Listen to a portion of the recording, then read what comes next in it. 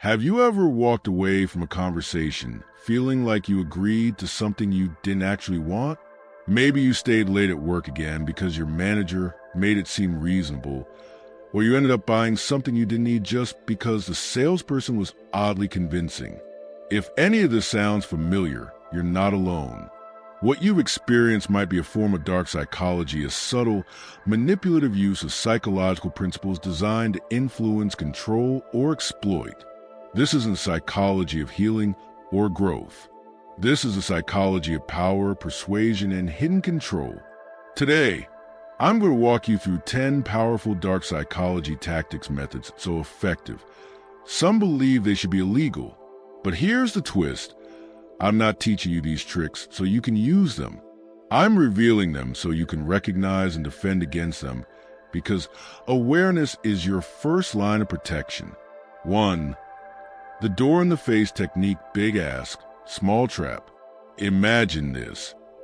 You're at a social gathering, and someone you've just met, let's call him Chad, asks if you can watch his dog for an entire week while he's out skiing. It's a big ask, and your immediate reaction is, no way. But then Chad quickly says, actually, never mind, maybe just water my plant instead? Seems fair, right? But here's the trick. The outrageous first request was never meant to be accepted. It was just a setup. By rejecting the big ask and accepting the smaller one, you feel like you're being reasonable. In reality, you've just fallen for the door in the face technique. This tactic works because of reciprocal concession. We feel obligated to agree when someone appears to compromise. It's used by marketers, negotiators, even manipulative friends. The real lesson here? When someone starts with something that seems absurd, pause. Ask yourself, is this just a setup to make the next request feel more acceptable? 2. The slightly wrong technique. Your truth becomes their weapon. Let's shift to another subtle manipulation. You're chatting with a colleague, Brenda, and she casually mentions a detail about your project. Oh, I heard the deadline was pushed to Friday, right? But you know it's Thursday. Without hesitation, you correct her. And just like that, you gave her information. This is called the slightly wrong technique. People instinctively love to correct others. Manipulators exploit that reflex by dropping near truths, waiting for you to fill in the gaps. It's disarming because it doesn't feel like a question. But when you correct them, you've handed them confirmation. What's the takeaway? Don't always feel the need to correct small errors. If something seems off, hold your response. Ask yourself, is this person fishing for confirmation? You owe no one your secrets disguised as a casual correction. 3. The foot in the door technique. Small yes, big consequence. Next up, the exact opposite of the door in the face. This one starts small, then escalates. Imagine someone stops you on the street. Hey, would you sign this petition to save the rainforest? You agree. Moments later, they ask if you'd be willing to donate $10 to support the cause. You hesitate, but having already agreed once, you feel pressure to continue. This is a foot in the door technique. Once you say yes to something small, you're more likely to agree to bigger requests. Psychologically, this is driven by cognitive consistency. We want our actions to align with our self-image. Saying no now would contradict our earlier yes. The insight here is powerful. Even innocent-seeming agreements can be the beginning of larger psychological entrapments. Ask yourself, is this request part of a larger play? For familiarity bias, the comfort zone conspiracy. Here's one that's harder to spot. Familiarity. The more we see something or someone, the more we tend to trust it. That's why companies repeat the same ad until it's burned into your mind. It's why cults isolate followers from family, then surround them with friendly, repeating messages from group members. Over time, repetition breeds trust, even if the source is harmful. I call this the comfort zone conspiracy because what feels familiar may not always be safe. It's a biological shortcut in the brain designed to help us survive. But when used by manipulators, it becomes a gateway for control. Lesson: never confuse frequency with integrity. Familiar doesn't mean trustworthy. Stay awake. Stay analytical. 5. Mirroring the silent imitation of trust. Let's talk about body language. Ever notice how sometimes someone subtly copies your posture, your speech patterns, your expressions? You cross your legs. They do too. You lean in. They mirror. This is mirroring, a common tactic in both rapport building and manipulation. When someone mirrors us, it triggers our brain to think, this person is like me, and when we feel someone is like us, we naturally trust them more. Used authentically, mirroring is part of empathy, but when done strategically, it can become a dark form of persuasion. Salespeople do it. Con artists master it. So next time you feel unusually in sync with someone new, take a moment to ask, is this real connection, or are they mirroring me to gain my trust? 6. The strategic use of silence, the pressure of the pause. Here's something deeply underestimated. Silence. In a world filled with noise, silence makes people uncomfortable. And manipulators know this.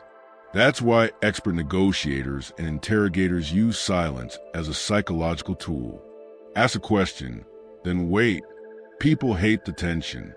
Eventually, they'll start talking, sometimes revealing far more than they intended. If you've ever overshared during a job interview or a personal chat just to fill the space, you've felt this firsthand. The wisdom here is profound.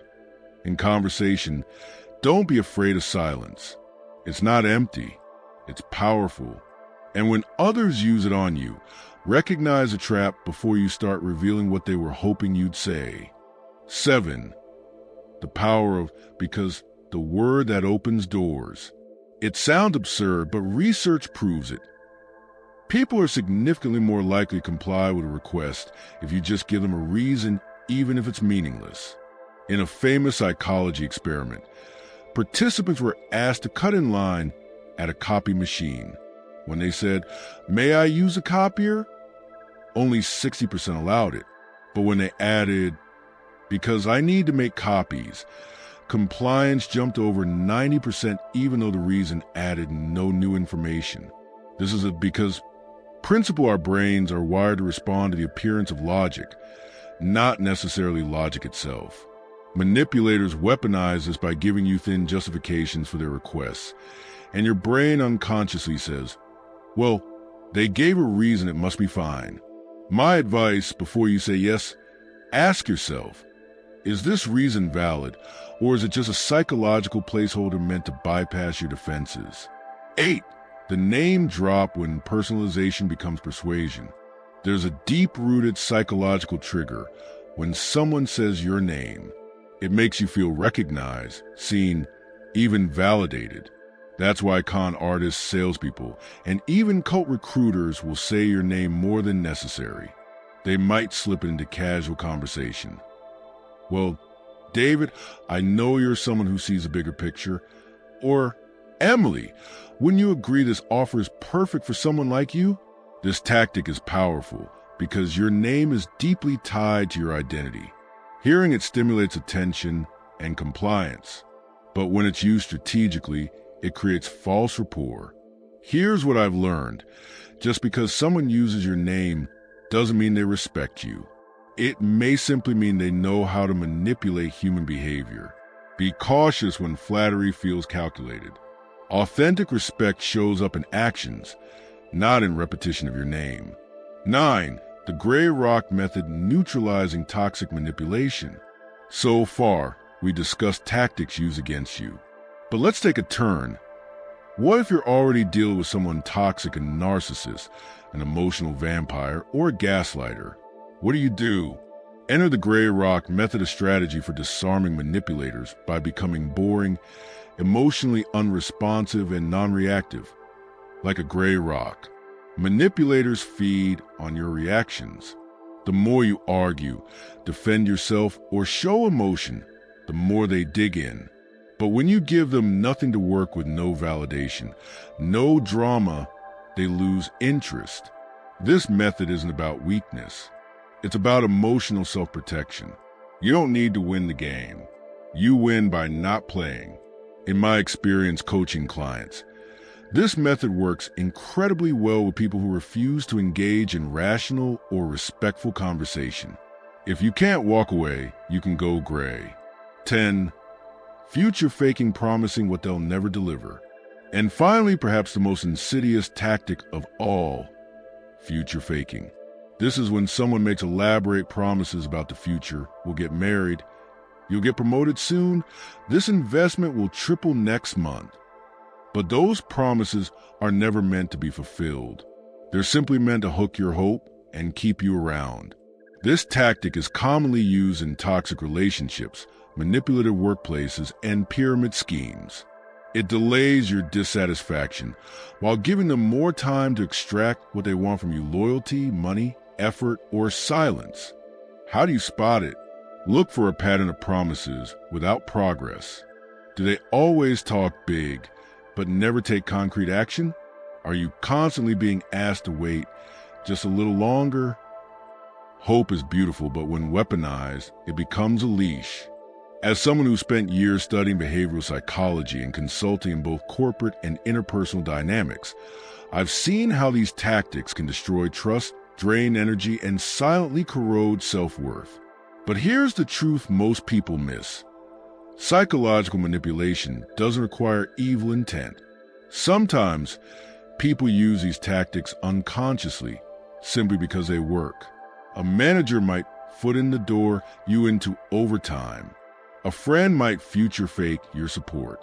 They're not villains, they're just people repeating patterns that reward them. And that's why awareness is your greatest weapon. It's not about becoming paranoid. It's about becoming discerning. When you know how the game is played, you no longer play it blindly. You see the invisible strings. You cut the ones that don't serve you. And you walk forward not controlled, but in control.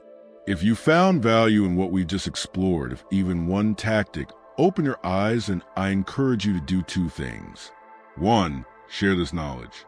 The people around you, your friends, family, colleagues, may be caught in manipulation without realizing it. You could be the one who helps them see the pattern and escape.